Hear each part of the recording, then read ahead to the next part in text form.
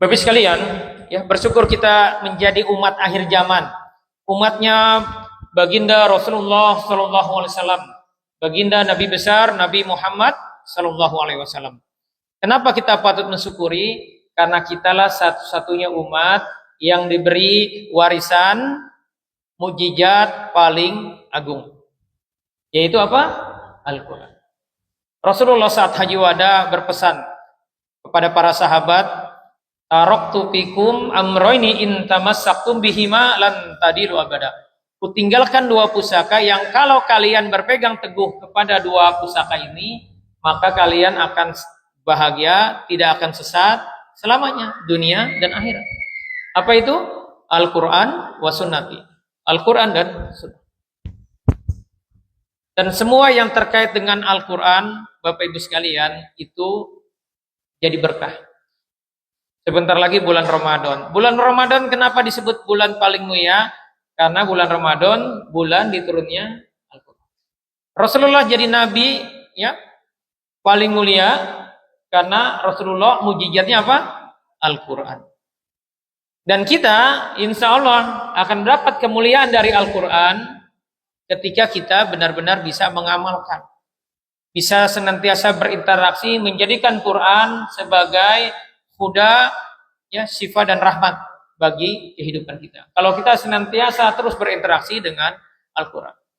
Hari ini kita akan membahas satu tema yang ini penting kita pahami. Bagaimana Quran itu bisa menjadi solusi, menjadi penyembuh dan solusi bagi permasalahan kehidupan kita. Apa temanya Bapak Ibu? The power of terapi Quran. Bapak Ibu sekalian, kenapa ini penting kita bahas? Karena kita lihat ini fenomena orang zaman sekarang. Ya. Emosional. Itu yang terbanyak. Banyak yang mudah ngegas dengan suatu masalah. Kemarin kita bicara materi tentang hasad. Ya, tetangga beli kompor gas, kita yang kepanasan. Tetangga beli kulkas, kita yang kedinginan gitu. Tetangga beli mobil baru, kita yang ngegas-gas. Ini kan aneh. Artinya yang masalah otaknya apa dadanya tuh yang masalah tuh? Dadanya. Jadi penyakit umat zaman sekarang itu dadanya sempit. Dadanya banyak disempitkan oleh apa? Oleh subat-subat pemikirannya dan syahwat yang diperturutkan gitu. Kita lihat yang pertama, emosional. Ini fenomena orang zaman sekarang. Terus mudah marah, mudah kecewa. Ya. Terus cemas, khawatir dengan masa depannya. Terus menyimpan kesedihan. Apa Bu ciri orang sedih Bu? Ciri orang sedih wajahnya apa? Senyum apa cemberut? Ya? Terus mudah stres. Mentalnya lemah. Ya? Karena tadi bawaannya cemas, terus menyimpan kesedihan, akhirnya mentalnya lemah. Terus konflik keluarga. Ini kasus terbanyak yang kami tangani ya di klinik. Banyak rumah tangga yang datang ke saya itu bukan orang yang nggak sholat ya. Orang-orang yang sholat, yang yakin sama Allah, tapi diuji sama Allah dengan apa? Permasalahan keluarga. Konflik keluarga ini bisa suami dengan istri, bisa juga ayah, orang tua dengan anak.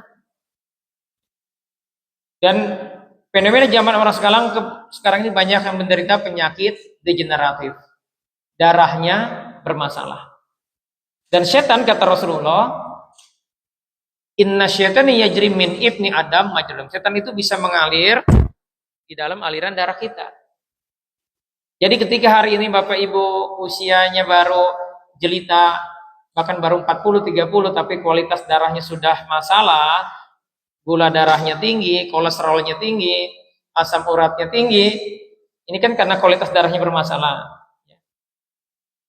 Jangan-jangan karena tadi ada masalah. Di mana? Di dada kita. Dadanya sempit. Dan kaitan dengan ini akan berpengaruh kepada mental kita. Mentalnya lemah, ya. Kan fenomena gitu, mudah stres, gampang konflik. Bapak Ibu evaluasi yang hari ini, dengan si ini kita masalah, dengan si ini kecewa, dengan yang ke sini kita baper, ke sini keluar grup. Sering banget keluar grup, ya. Itu tanda yang masalah siapa? Jiwa kita. Jadi evaluasi. Nah kita sama Allah, orang-orang zaman sekarang dikasih contoh. Ada sebuah bangsa, hidupnya terjajah, sudah 80 tahun lebih. Tetapi Masya Allah, tidak pernah terdengar di sana orang mati bunuh diri. Berbanding terbalik dengan Jepang. Jepang itu urutan nomor 1 negara yang paling banyak orang bunuh diri. Setahun rata-rata 20.000. Tapi data tahun 2000, data yang terbaru saya baca, saya lupa 2023 atau 2024, sudah 21.000 orang per tahun mati bunuh diri. Bahkan saking banyaknya pemerintah Jepang memfasilitasi ada satu tempat kawasan hutan di kaki Gunung Fujiyama untuk tempat bunuh diri. Kalau bunuh dirinya di situ nggak kena denda.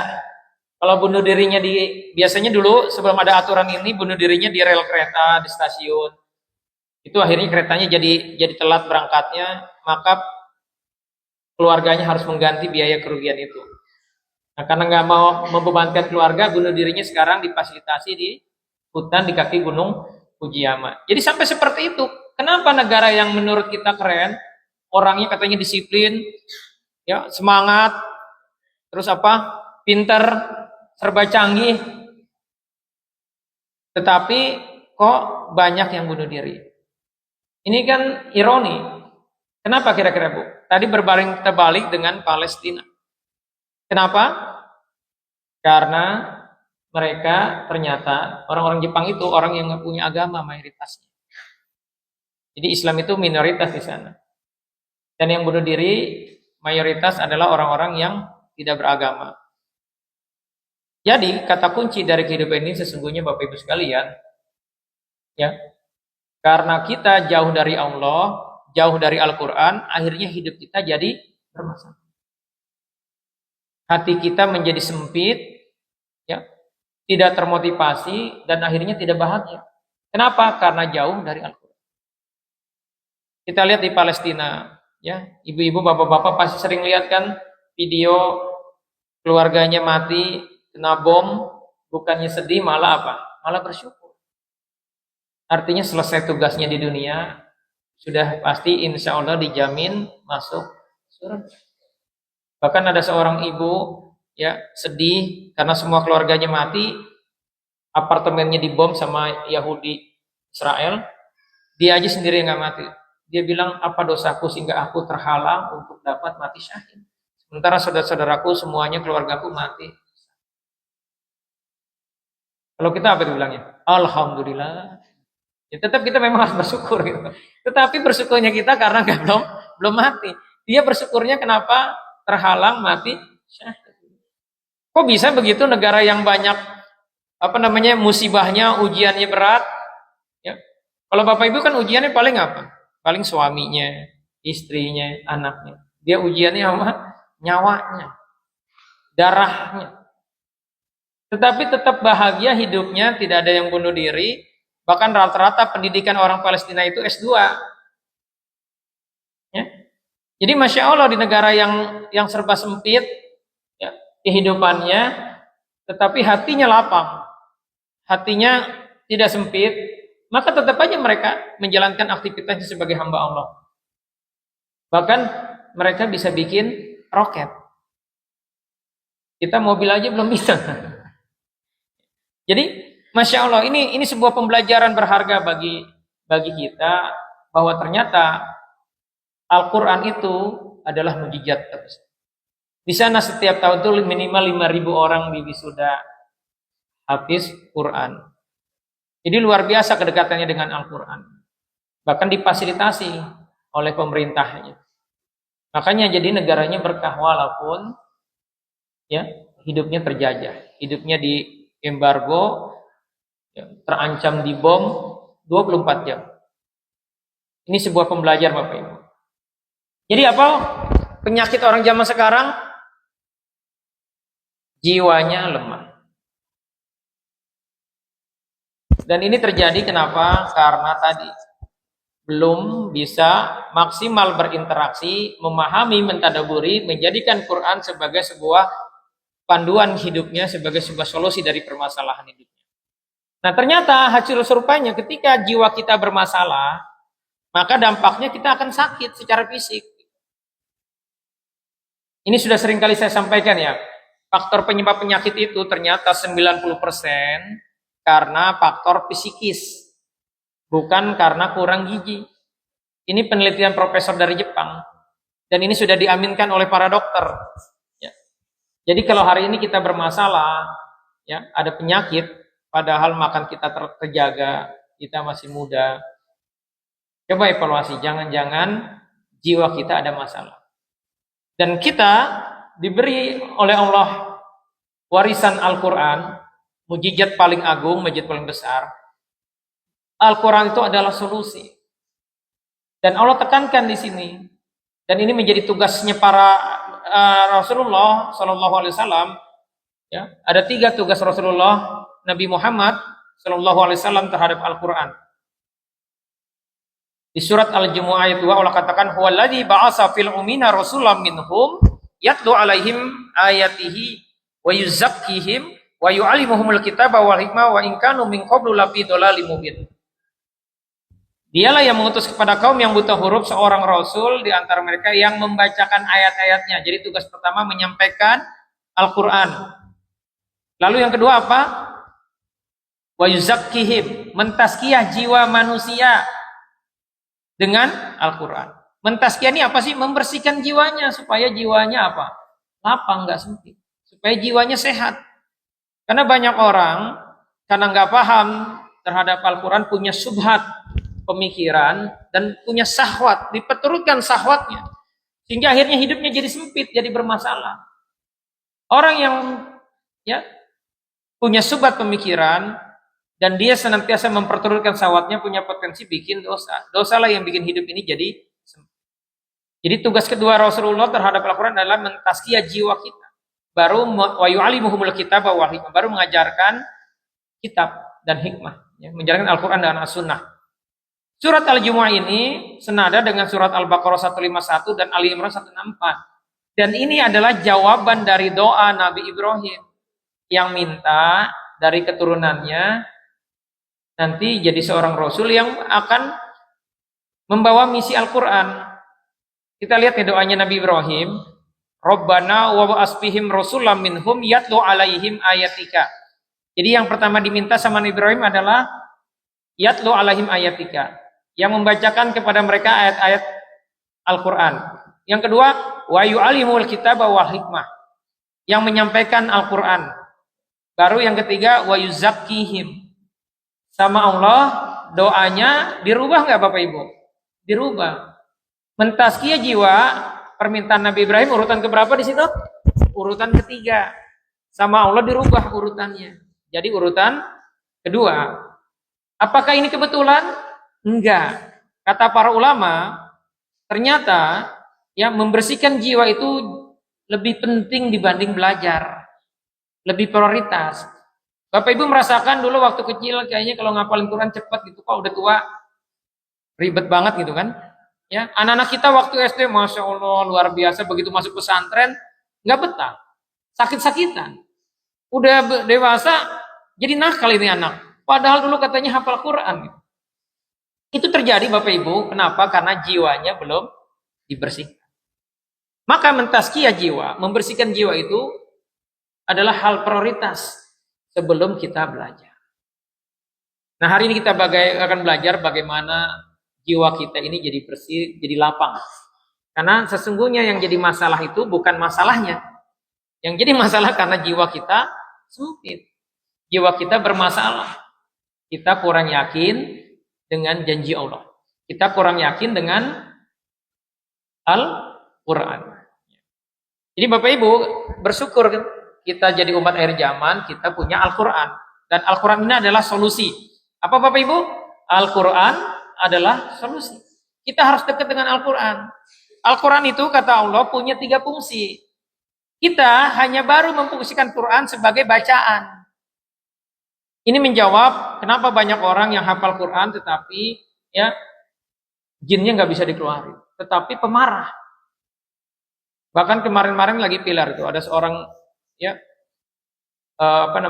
wanita katanya dulu hafal Quran, sekarang malah dia menentang, buka jilbab, ya bikin acara yang menjelaskan bahwa nggak penting Al-Quran. Ini kan ironis sekali. Ya. Jadi Bapak Ibu sekalian, mulai hari ini kita tingkatkan level interaksi kita dengan Al-Quran. Bukan sekedar baca, tetapi apa? Mentadaburi dan mengamalkan. Memahaminya. Dan indikasi kedekatan kita dengan Al-Quran itu adalah ya berapa sering kita mentadaburi Al-Quran. Bukan berapa banyak kita membacanya. Bisa dipahami Bapak Ibu. Saya tahu ya, kalau disuruh baca 1 juz 1 hari, berat gak? Berat. Padahal mau tahu Bapak Ibu berapa lama baca Al-Quran 1 juz itu? Paling lama berapa? 45 menit. Kalau bacanya tartil. Kalau bacanya masih belum lancar mungkin 1 jam. Tetapi ada teman saya 20 menit bisa selesai 1 juz. Memang bacanya cepat gitu. Dan kalau saya pribadi kurang menikmati itu. Nah, karena di benak kita 1 juz jadi berat. Harusnya bukan 1 juz yang kita, tetapi minimal 1 jam kita berinteraksi dengan. Caranya gimana? Dibagi kalau Bapak Ibu orang super sibuk. Pagi-pagi setengah jam. Kalau yang nggak sibuk harusnya bisa selesai 1 juz itu. Karena kalau surupnya jam 6 selesai itu. Pada subuh kita baca Quran aja selesai 1 juz.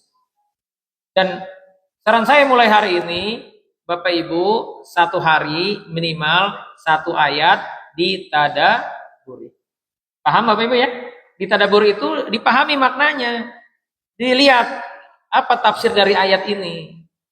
Buka Ibnu Katsir, kitab Ibnu Katsir. Kan yang online sekarang banyak tuh. Bapak Ibu pahami bacaan asbabul nuzulnya. Sehingga nanti interaksi kita dengan Al-Quran itu jadi lebih dalam. Dan itu akan lebih mengena.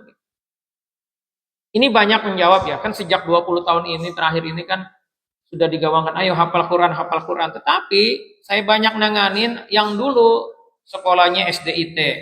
SMP-nya SMP IT, SMA-nya SMA IT, pesantren bahkan boarding. Hari ini usia dia 30 tahun, gak sholat. Pemarah. Sama saudara kandungnya gak tegur-tegur.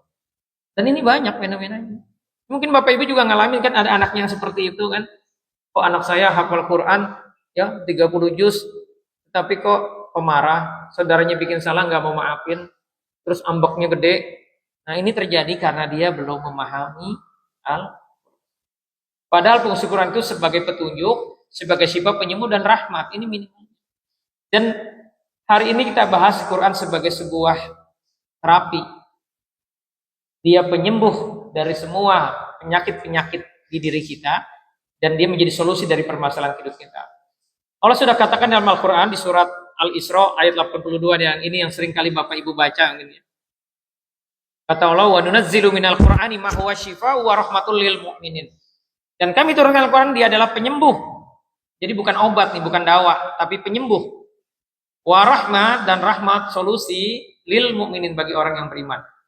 Tapi ada syarat dan ketentuannya. Wa la yazidu zolimina illa khasara. Bagi orang yang masih ada kezoliman di dirinya, salah satunya menyimpan luka batin, Quran itu enggak ngefek, ya, enggak bermanfaat sebagai sebuah syifa dan rahmat. Nah, di ayat berikutnya di surat Yunus ayat 57 Allah katakan, bahkan ini spesifik Allah katakan, ya ayuhan nas, hai manusia, qad ja'atkum mau'izatum mir rabbikum. Sesungguhnya telah datang kepadamu pelajaran dari Tuhanmu. Wa syifaa'un lima fis sudur, dan penyembuh bagi penyakit-penyakit yang ada di mana? Di dada. Maksudnya di dada ini di hati kita. Wa huda wa rahmatul lil mu'minin, dan petunjuk serta rahmat bagi orang-orang yang yakin kepada Allah, yang beriman. Nah, ini sayangnya belum banyak dipahami. Bahwa sesungguhnya stressing Al-Quran itu adalah bagaimana dada ini menjadi lapang. Kita baru sampai Quran sebagai apa? Sebagai sifat penyembuh penyakit, sakit kepala, dibaca Quran, diusapin sembuh. Betul. Karena fungsi pertamanya, sering kami jelaskan, Quran itu sebagai sifat penyembuh. Bapak Ibu kondisinya berwudu, niatin Quran, ya Allah sembuhkan sakit kepalaku, sembuhkan sakit mahku, lalu baca dengan tartil, khusyuk dan paham artinya, ya. Ibu-ibu tengah malam anaknya ternyata demam. Itu pastikan rempong tuh. Gimana nih itu? Nggak usah bingung. Ambil air, baca Al-Fatihah 3 kali, baca ayat kursi, lalu baca yang spesial. Surat Al-Anbiya ayat 69.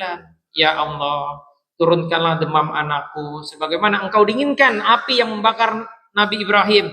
Lalu baca Bismillahirrahmanirrahim. Qul ya naru kuni barda wa salaman ala Ibrahim. Baca minimal 20 kali, lalu kita tiup, ya. Tiup juga ke tangan kita usapin ke anak kita yang demam, airnya kita minumkan, ambil sedikit, kita usapkan ke ubun-ubunnya, kepalanya. Insya Allah tuh, ini sudah banyak sekali testimoni. Ada seorang ustadz harus operasi batu ginjal, lalu dia baca surat Al-Hasr ayat 21. Lau anzalna hadzal qur'ana ala jabalin la khashi'am mutasim min khasyatillah. Diulang-ulang terus, diusapin ke pinggangnya, ke arah batu ginjalnya. 3 hari kemudian dia harus menjalani operasi. Ternyata dokternya kaget, begitu di scan, ya, batu ginjalnya sudah hilang, sudah nggak ada. Ini keberkahan Al-Quran sebagai syifa. Nah, hari ini stressing saya adalah bagaimana tadi di surat Yunus ayat 7, Quran sebagai apa? Wasyifa'u lima fis-sudur. Penyembuh bagi penyakit yang ada di dada. Bapak Ibu, kira-kira kalau penyakit yang ada di dada apa nih? Sesak napas, itu fisik. Kebanyakan yang non fisik kan? Apa? Dendam, sedih, ya. Apalagi? Kecewa, marah. Padahal semua itu dilarang nggak sama Allah? Ya, dilarang, tapi kita miliki itu tanpa kita sadari. Atau penyakit-penyakit hati, rasa ujubnya gede, bangga diri, merasa paling ganteng, paling kaya, paling pinter, paling soleh, ya, paling hebat, paling keren. Nggak disebutin, di hati aja, itu sudah jatuh penyakit. Ya, kemarin kita sudah bahas ya terkait hasad itu berawal dari rasa bangga diri, berkembang jadi ria, akhirnya jadi hasad. Jadi waspadalah. Jadi hari ini kita akan banyak belajar tentang bagaimana membersihkan, mengobati penyakit, menyembuhkan penyakit yang ada di dada kita. Dan itu Bapak Ibu sekalian berawal dari sini. Berawal adalah bagaimana kita bisa menjadikan Quran sebagai sarana tawazun dan tazkiyah. Jadi fungsi kedua, Quran itu adalah solusi bagi masalah kehidupan. Bapak Ibu sudah paham bahwa hidup ini ujian. Kita pasti akan diuji terus. Yang masalah adalah ketika hati ini sempit. Itu yang masalah. Bapak Ibu, saya banyak ketemu orang-orang yang Masya Allah ya, masalahnya itu berat banget, tetapi masih bisa senyum.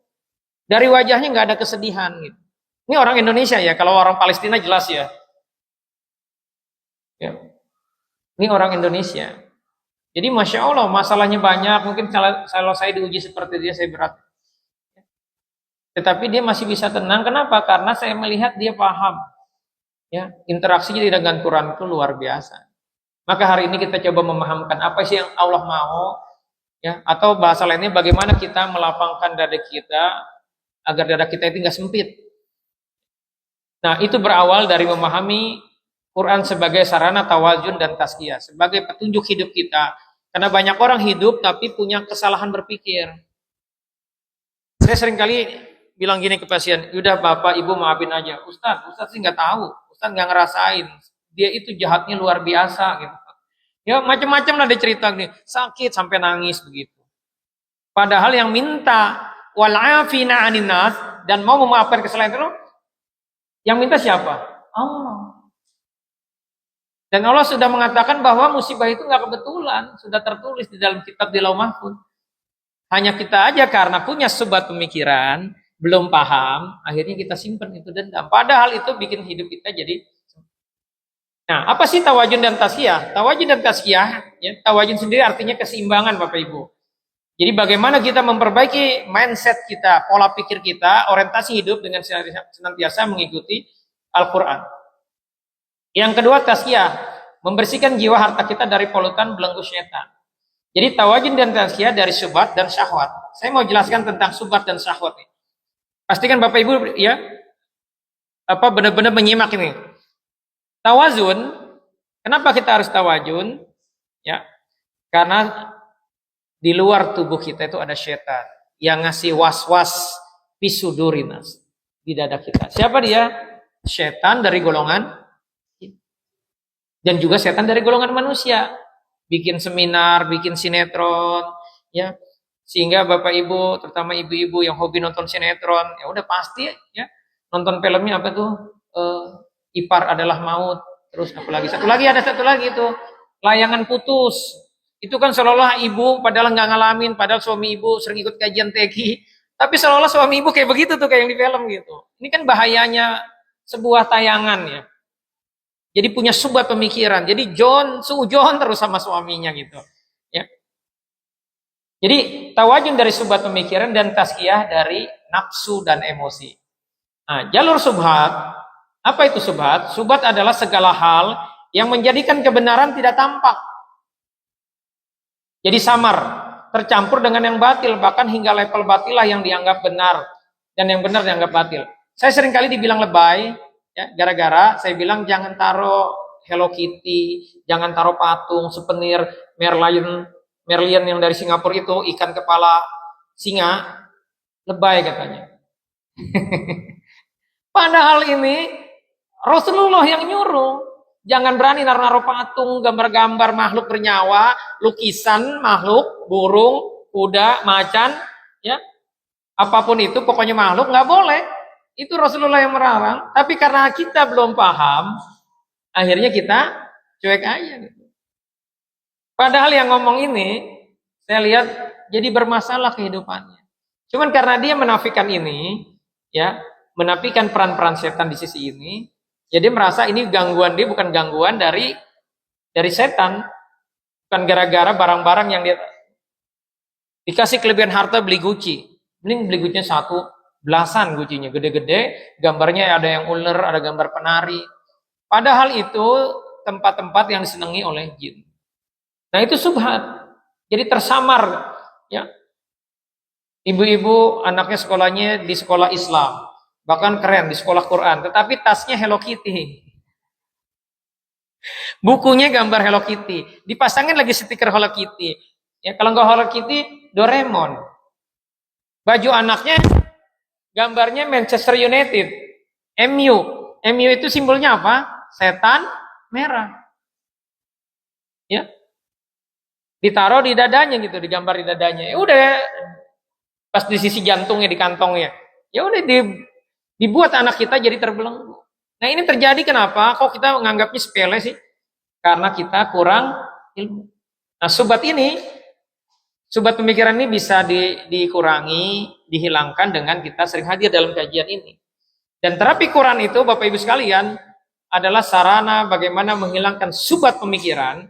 Tadi konsepnya tawazun dan tazkiyah, membersihkan jiwa kita dari rijas syaitan, dari belenggu setan. Nah, apa itu syahwat? Jalur syahwat adalah segala yang mendorong keinginan dan selera kepada hal-hal yang keliru. Tadi marah, dendam, bapak-bapak ya dikasih kelebihan harta, habis uangnya maksimal, maksudnya untuk apa? Untuk hobinya, modifikasi motor, modifikasi mobil. Ibu-ibu juga gitu, supaya maksimal beli serumnya jangan yang 100.000. Yang 2 juta kalau perlu, biar maksimal Ustaz. Kalau niatnya biar supaya suami senang boleh. Ya. Bukan buat kondangan maksudnya ya. Karena kalau buat kondangan nanti kena ain lagi. Dipuji orang, wih cantik amat. Ya. Jadi syahwat adalah segala hal yang mendorong keinginan selera kepada hal-hal yang keliru. Ya, baik melampaui batas berlebihannya maupun berkekurangannya. Sehingga merusak keseimbangan fitrah dan mengotorinya. Makan durian boleh gak makan durian? Boleh, jangan banyak-banyak. Karena kalau banyak-banyak nanti jadi berlebihan. Makan daging kambing, hobi kan? Kambing itu daging yang diberkahi. Tapi kalau berlebihan, segala sesuatu yang berlebihan akan jadi masalah. Nah, jalur subhat, setannya setan manusia. Kalau jalur syahwat, yang bisikin supaya kita marah, supaya kita berlebihan, dalam segala sesuatu, itu setannya dari golongan jin. Jadi mereka kerjasama. Pimpinannya siapa pimpinannya? Jadi Bapak Ibu sekalian, banyak orang bermasalah dalam kehidupan karena ada yang keliru salah dalam dirinya. Dia tidak tawazun, tidak menghilangkan subhat pemikirannya. Ibu-ibu subhat pemikirannya apa, Bu? Yang paling banyak kesel sama suami. Iya Ustadz, gimana nggak kesel? Suami saya chatting terus sama perempuan lain gitu kan. Atau dia pernah selingkuh 13 tahun yang lalu masih diingat-ingat. Itu hati-hati, itu subhat pemikiran, padahal dia sudah minta maaf. Atau ibu-ibu dibikin ketika suaminya minta jatah, pengen berjumpa dengan ibu merasa lagi capek, baru pulang kerja segala macam. Ya, dengan berbagai alasan. Padahal laki-laki itu kalau lagi pengen ditolak, itu pusingnya luar biasa. Sebagaimana ibu pusing, udah tahu suami punya uang, ibu minta beli tas, minta beli baju baru nggak dibeliin. Kan ibu pusingan pasti kan palanya kan. Begitu juga suami. Ya. Ibu lebih mementingkan apa tadi? Rasa hatinya, subhat pemikirannya ketimbang tadi. Bagaimana bisa beribadah maksimal gitu. Ya. Jadi hidup itu akan masalah kalau kita tidak tawazun dan kurang tasqiyah. Dan seluruh permasalahan hidup kita kata Allah, pertama ini di surat Ar-Rum, kata Allah, "Zaharul fasadu fil barri wal bahri bima kasabat aydinas liyuziqu badillazi amilu la'allahum yarji'un." Telah tampak kerusakan di darat dan di laut disebabkan karena perbuatan manusia. Lalu perbuatan itu dibalas sebagian kecil, liyuziqu badillazi amilu. Sebagian kecil dibalas oleh Allah, tujuannya la'allahum yarji'un, supaya kita pusing, sempit, sedih, akhirnya minta tolong sama Allah, akhirnya mau taubat, mau mengkoreksi seluruh kesalahan-kesalahan. Dan yang repot, kita dikasih ujian, nggak sadar-sadar, maka akan berlaku hukum alam.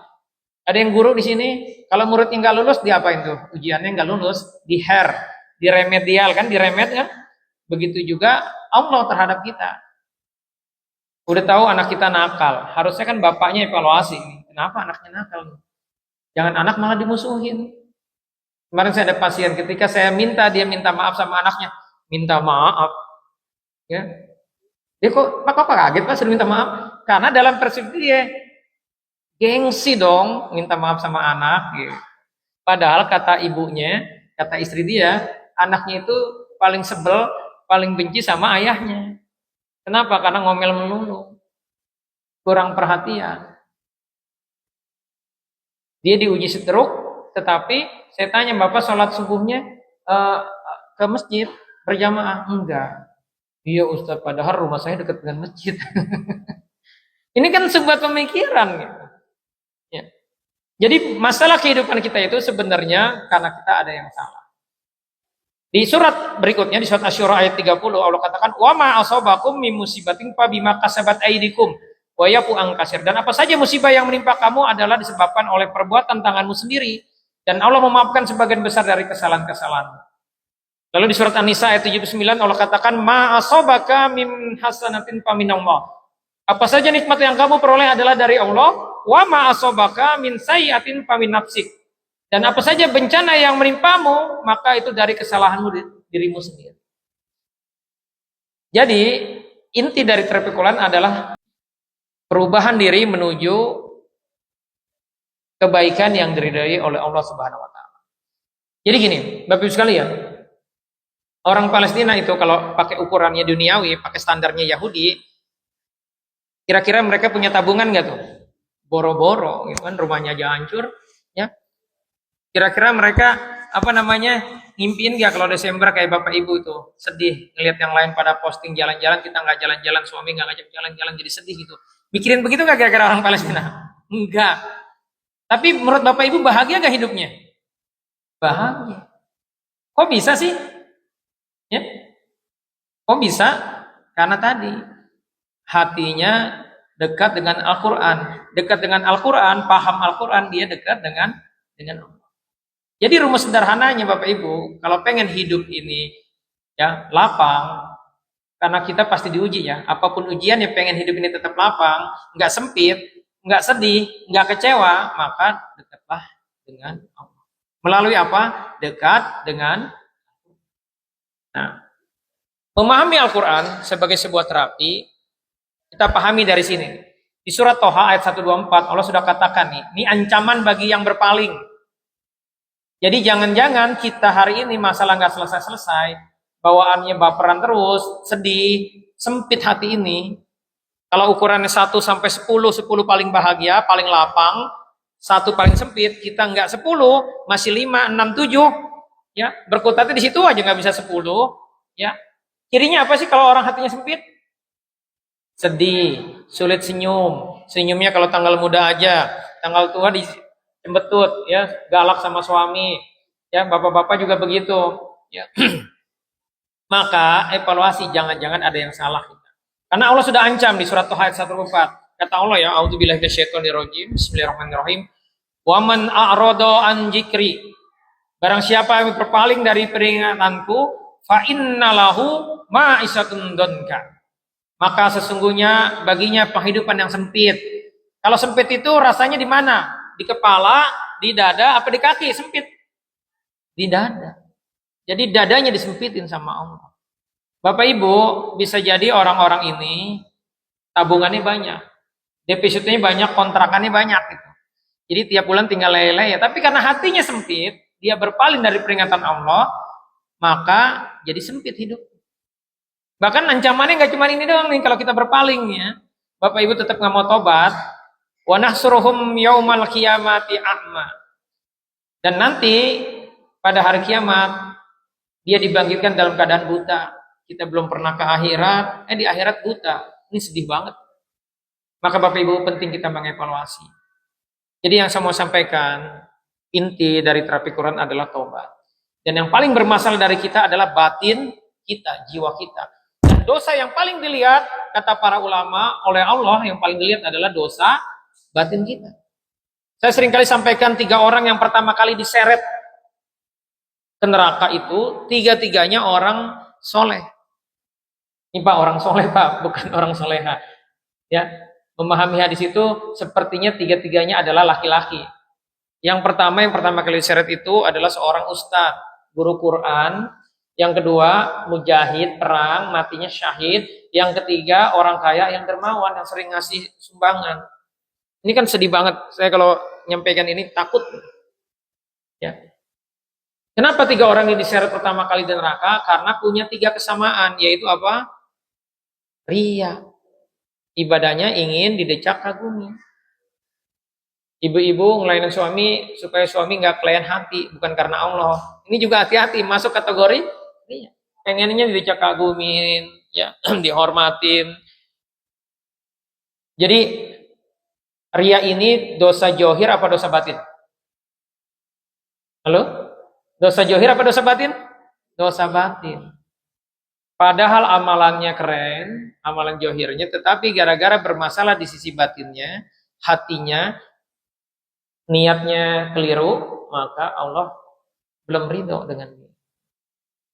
Pertanyaan saya, kalau orang itu sadar waktu hidupnya, sering ikut kajian PQ, sering ikut kajian diingetin tentang bahayanya ria, terus dia istighfari tobat, ya Allah ampuni aku, ya. Aku sering kali pengen dicek kagumin, lalu diistighfari, kira-kira diampunin nggak Bapak Ibu? Diampunin insya Allah. Artinya orang ini kan sampai dia mati, dia tidak mohon ampun atas keinginan dia didecak kagumin orang. Ini yang bahaya. Ini satu contoh ya, dosa batin ria. Terus kata Allah, kalau kita mau masuk surga syaratnya 4. Alladzina yunfiquna fis sarai wad dharra, senang berinfak di kala lapang maupun sempit. Yang kedua, wal qadhimil ghaid, mampu menahan marah. Kita marah-marah melulu. Ustaz saya mah enggak marah-marah tapi ngomel, sama aja Bu. Ya, kalau suami ibu enggak ridho, kesel, itu sama, ya. Ya. Jadi jangan marah. Kita marah-marah melulu. Ini dosa johir apa dosa batin ini?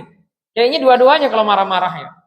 Ya, karena terucap. Yang berikutnya wal afina anin nas, mau memaafkan kesalahan orang lain, jangan dendam. Dendam itu dosa johir apa dosa batin? Jadi kalau kita kata Allah jangan pemarah, tapi galak, dominan, egonya gede, terus jangan mau memaafkan kesalahan orang lain, ngungkit melulu kerjaannya. Ingat Mas,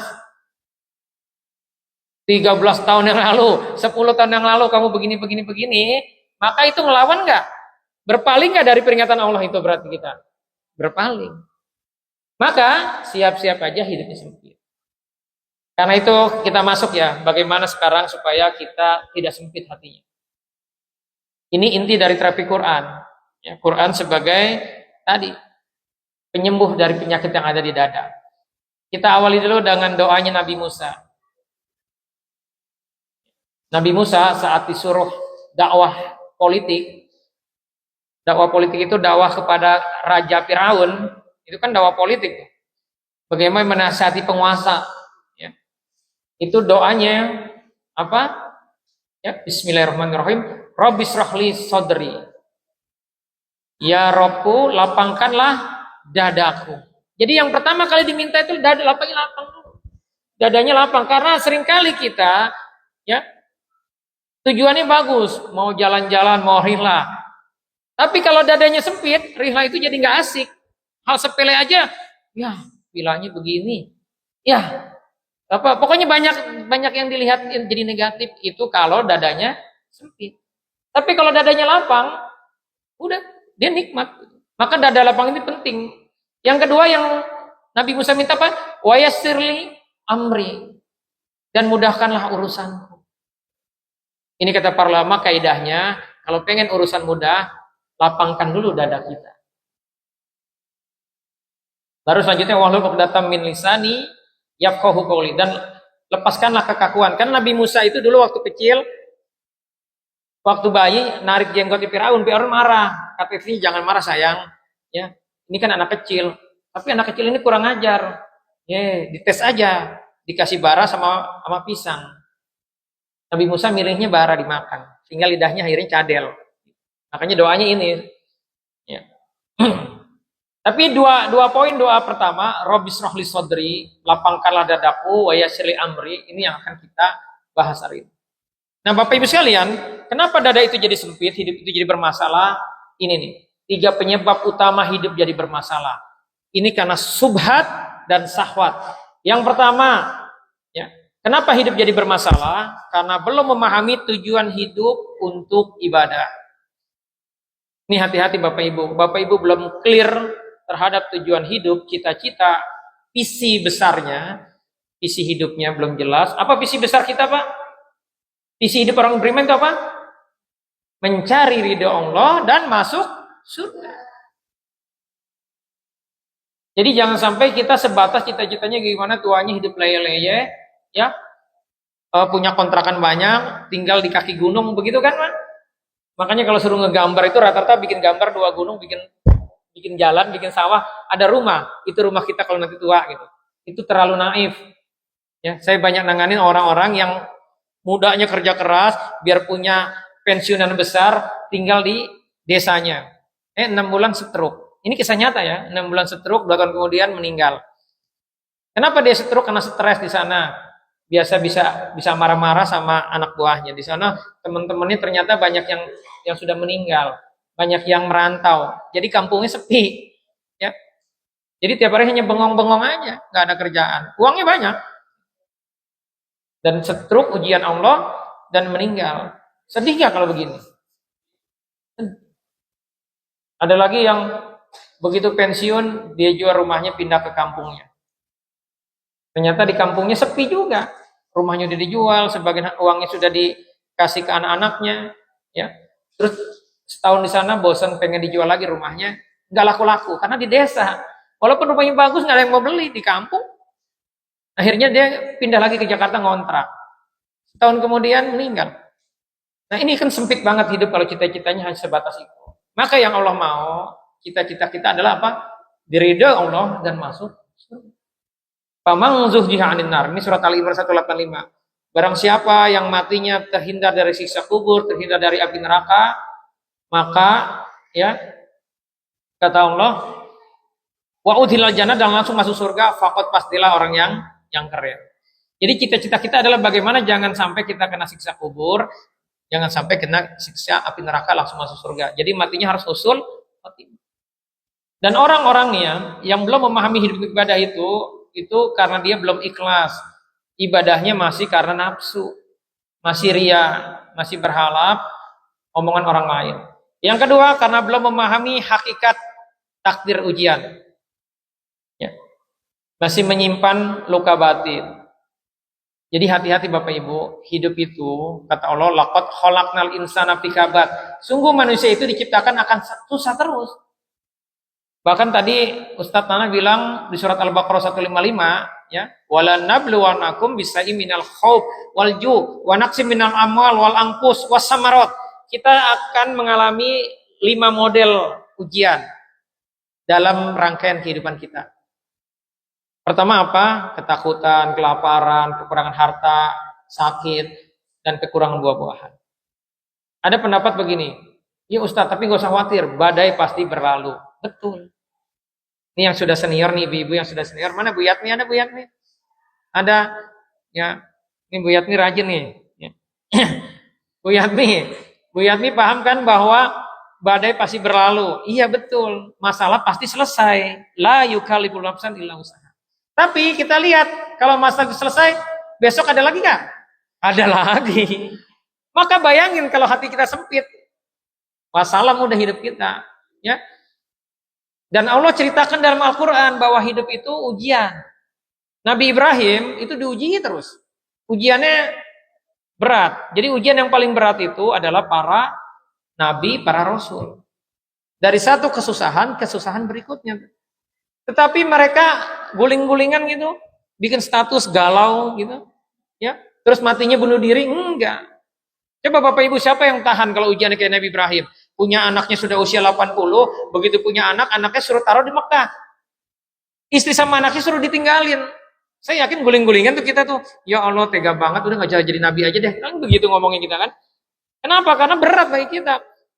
Udah lama gak ketemu, begitu anaknya besar, sudah balik, Nabi Ismail. Apa perintahnya ujiannya? Suruh disembelih. Ini mabok-mabok kita kan, kalau diuji kayak gitu. Anak semata wayang, suruh disembelih, udah jarang ketemu. Ini tega bener nih Allah. Ya, tetapi Allah ceritain ke kita supaya kita paham. Apakah benar-benar mati Nabi Ismail disembelih? Kan enggak.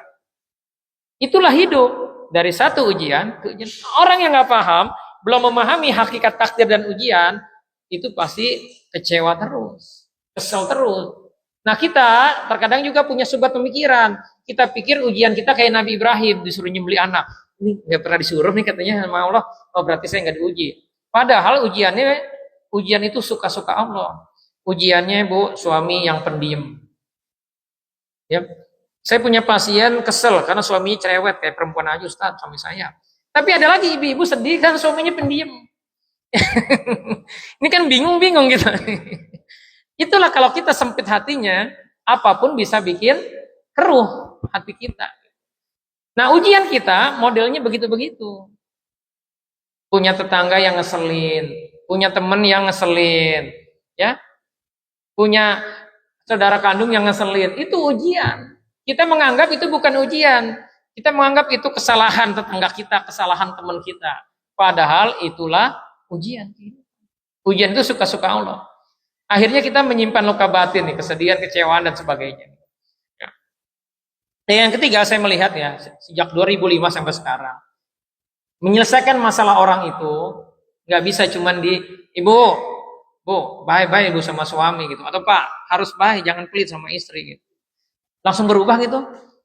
Ya. Ada yang habis ikut pelatihan, training, motivasi kehidupan, ya, terus langsung berubah. Dalam prakteknya gimana? Enggak.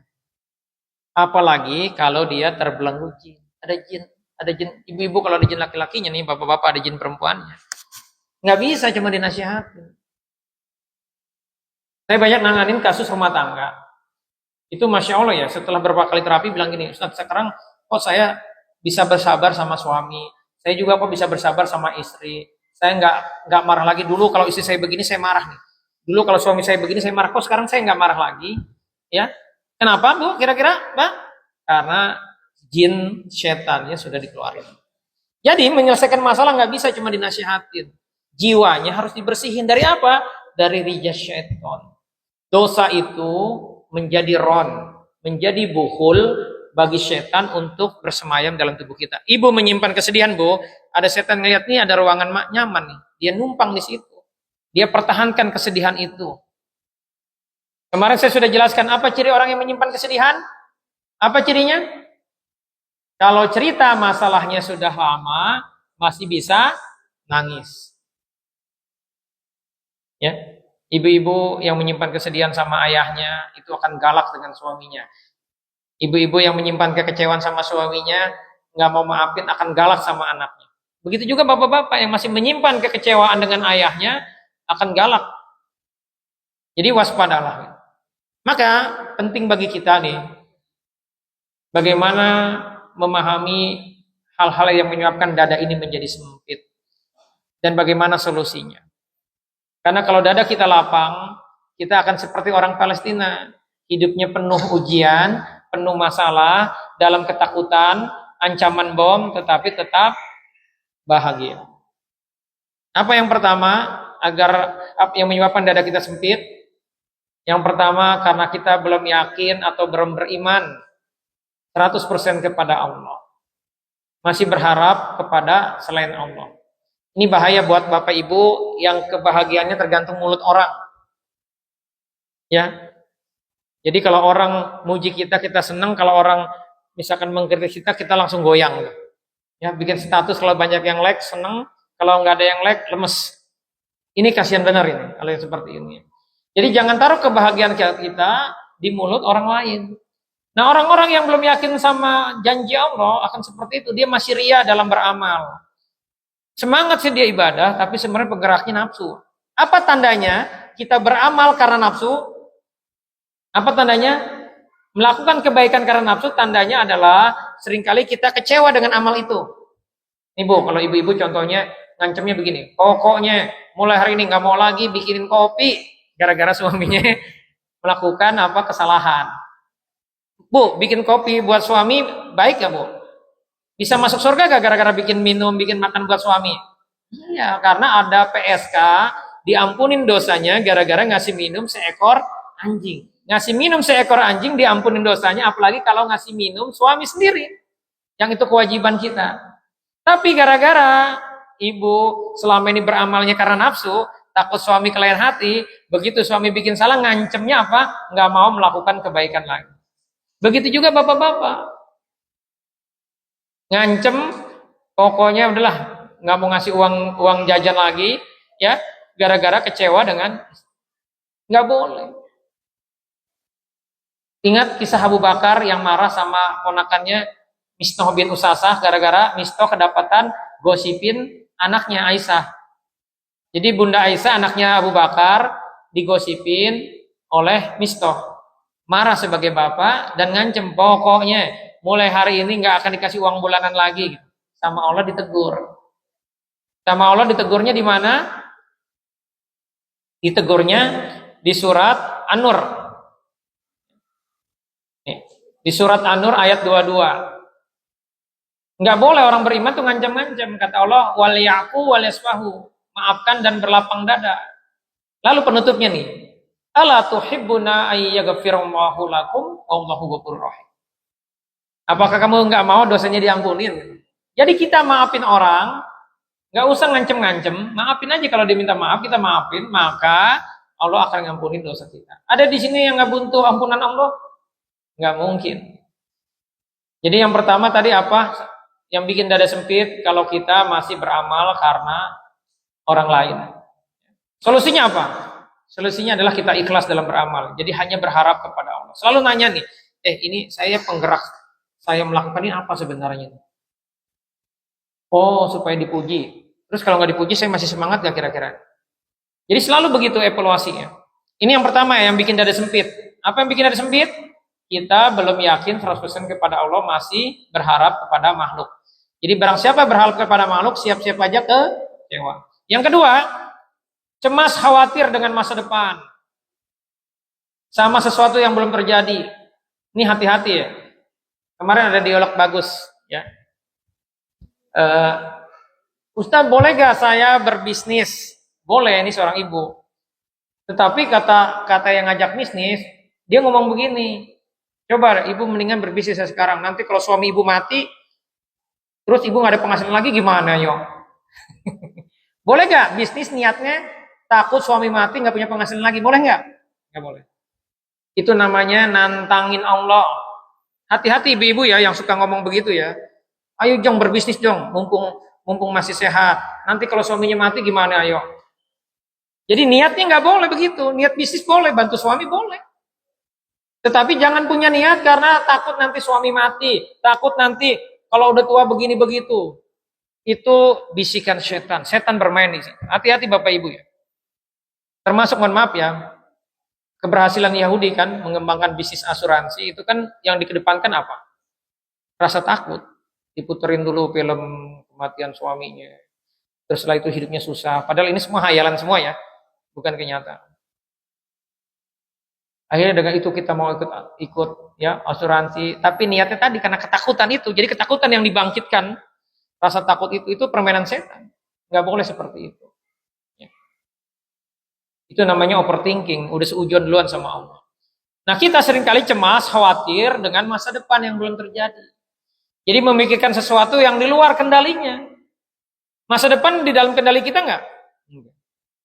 Maka tugas kita apa? Solusinya tawakal, berserah diri kepada Allah. Jadi Bapak Ibu banyak orang yang cemas. Karena apa? Karena mikirin sesuatu yang di luar kendalinya. Orang itu harus tawakal kepada Allah. Tapi tawakal ini ternyata unsurnya ada dua. Dia harus beriman, yakin kepada Allah, ya, dan dia harus berserah diri kepada Allah.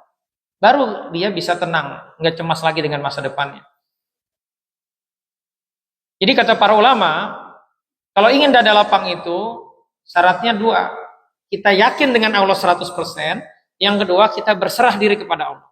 Islam itu kan artinya berserah diri. Jadi kalau kita seringkali terlalu mengandalkan otak kita dalam setiap apapun, itu pasti akan mengalami nih ketakutan dengan masa depan.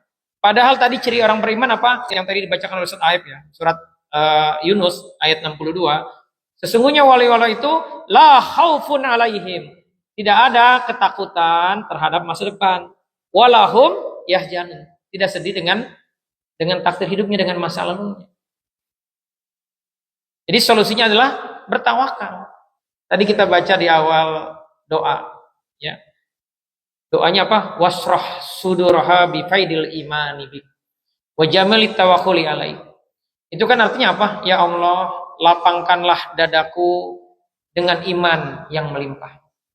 Wa jamalit tawakkuli alaihi, dan keberserahan yang indah kepadamu. Jadi kita minta dada kita dilapangkan dan kita berserah diri kepada Allah. Makanya ada nasyid yang keren. Ya, Bapak Ibu pasti hafal. Lapangkanlah dada kami dengan karunia iman dan indahnya tawakal padamu. Hafalkan Bapak Ibu? Ya. Ya. Kalau yang senior belum tahu.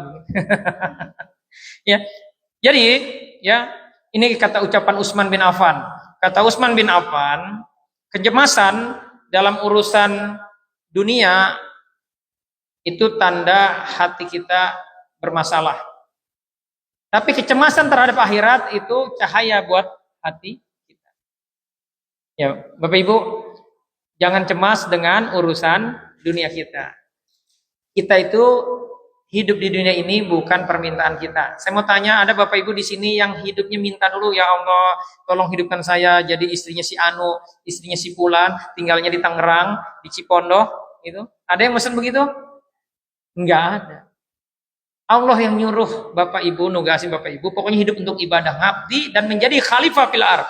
Maksudnya khalifah fil ardh bermanfaat buat umat, buat orang lain. Ibu bermanfaat buat suami, buat anak, mau peduli. Bapak mau menjalankan tugas cari nafkah buat istri, buat keluarga. Menjalankan itu memberikan kebaikan, ngajak orang untuk ngaji ke sini. Jadi yang kita kedepankan itu adalah bagaimana kita berkontribusi bagi kehidupan ini. Ya. Maka kalau kita seperti itu, hidup kita akan dijamin sama Allah. In tansurullah yansurkum wa Wasabit aqdamakum. Kalau kita menolong agama Allah, menolong Allah, menjalankan fungsi kita, maka kita akan bahagia. Jadi jangan cemas dengan masa depan. Jadi harus tawakal. Tawakal itu apa sih tawakal? Kita sering dengar tawakal ya. Jadi jangan salah paham juga terhadap tawakal nih. Jadi tawakal itu adalah meninggalkan ketergantungan kepada sebab, kemudian menggantungkan diri kepada sang pemberi sebab tanpa meninggalkan sebab itu sendiri. Maksudnya jangan malas. Dengan alasan tawakal kita nggak mau berusaha. Juga jangan merasa kita kaya, kita keren, sukses gara-gara kehebatan diri kita. Sebagaimana Korun dijungkir balikin sama Allah gara-gara bilang apa? Innama utituhu ala ilmi indi. Aku ini bisa kaya gara-gara aku itu jago bisnis, punya ilmu. Gak boleh. Juga jangan malas. Allah menciptakan, mengangkat kasus Bunda Hajar. Ini proses air jam-jam keluar ya. Itu caranya gimana ketika ditinggalkan sama Nabi Ibrahim kan? Siti Hajar nanya, Bang, ini kenapa kamu meninggalin? Nabi Ibrahim gak mau jawab, malah nangis. Karena sedih. Baru punya anak, masih bayi, ya masa ditinggalin di tanah yang tandus, gak ada minimarket di situ. Ibu berani Bu ditinggalin begitu Bu? Ya, jangan melihat Mekah kayak sekarang. Dulu di tandus, ya gak ada apa-apanya. Tapi karena Siti Hajar yakin kepada Allah, suaminya Nabi, pertanyaannya apa? Bilang, Abang, ini perintah Allah. Iya. Ya udah kalau perintah Allah, ya silakan pergi. Saya yakin Allah tidak akan menyia-nyiakan saya, Allah tidak akan menjolimi saya. Nah, itu keyakinan kita harus seperti itu, Bu. Dan apa yang dikhawatirkan oleh Siti Hajar kejadian, ya, karena nggak minum-minum, nggak ada air, kering asinya, anaknya rewel, Nabi Ismail nangis terus. Ikhtiarnya apa nih? Ini saya mau menjelaskan tentang tawakal. Ya. Siti Hajar tetap usaha. Dari Sofa ke Marwah nyari air. Cari air untuk apa? Supaya dapat air. Nih kita lihat ini pembelajarannya. Jadi terkadang Bapak Ibu ikhtiar sama hasil itu nggak nyambung. Karena semuanya dari Allah, bukan dari kita. Nyari airnya di sini, keluarnya di sini. Ternyata dari kaki Nabi Ismail. Ini harus dipahami Bapak Ibu. Jadi tawakal itu berserah diri, jangan dianggap malas. Bergerak aja pokoknya usahanya, dagang apa aja terserah. Kalau Bapak Ibu bakal kaya dari situ, memang takdirnya kaya, akan kaya. Jadi jangan terlalu terkesima ya dengan cerita orang saya itu bisa omset miliaran karena saya orangnya rajin, bla bla bla bla bla. Tapi kalau dia jelasin tentang teknis, bagaimana mengatur suplai barang segala macam, boleh kita pelajari. Tapi kalau mengklaim itu hasil kerja keras dia, ini yang nggak boleh dalam Islam. Bisa dipahami Bapak Ibu ya? Jadi kita Allah fa iza azamta fatawakkal 'ala Allah. Nah, ini Bapak Ibu pastikan kita setiap keluar rumah baca doa ini. Bismillah tawakkaltu 'ala Allah la haula wala quwata illa billah. Jadi kita serahkan sama Allah dan Allah Bapak Ibu kalau diserahin, diberi tanggung jawab, dimintain sama hambanya maka Allah tanggung. Nah ini juga hafalin doa ini. Ya kita baca bareng-bareng yuk. Bismillahirrahmanirrahim. Bacanya pakai hati ya. Rabbana alaika tawakkalna wa ilaika anabna wa ilaikal masir. Ya Tuhan kami, hanya kepada Engkau kami bertawakal dan hanya kepada Engkau kami bertobat dan hanya kepada Engkau lah kami kembali. Dan Bapak Ibu pastikan sering-sering baca ini minimal di pagi dan sore. Ya Hayyu ya Qayyum. Birahmatika astaghis. Wahai Rabb kami yang maha hidup, yang berdiri sendiri, ya tidak butuh segala sesuatu, dengan rahmatmu aku mohon pertolongan. Pertolongan seperti apa? Aslih li sya'ni kullahu. Perbaikilah segala urusanku. Wala takilni ila nafsi, dan jangan serahkan kepada diriku tarfatain walaupun sekejap mata. Jadi kita sadar diri, minta tolong sama Allah, urusan kita itu udah terserah Allah nih. Jadi orang beriman itu bilang begini, kalau aku berdoa dan Allah kasih, aku bahagia, bersyukur. Tapi kalau aku berdoa dan Allah kasihnya beda, minta A dikasih B, aku lebih bahagia. Kenapa? Karena kalau doa yang pertama itu pilihanku, doa yang kedua pilihan Allah. Dan pilihan Allah pasti yang terbaik. Begitu keyakinan. Maka kalau kita seringkali tadi ya sedih, cemas, cemas dengan masa depan kita, maka bertakwalah kepada Allah. Solusinya adalah tawakal. dan berdoa tawakal kepada Allah. Yang ketiga, kenapa dada ini sempit? Karena menyimpan kesedihan terhadap takdirnya atau meratapi masa lalu. Jadi sedih itu terlarang.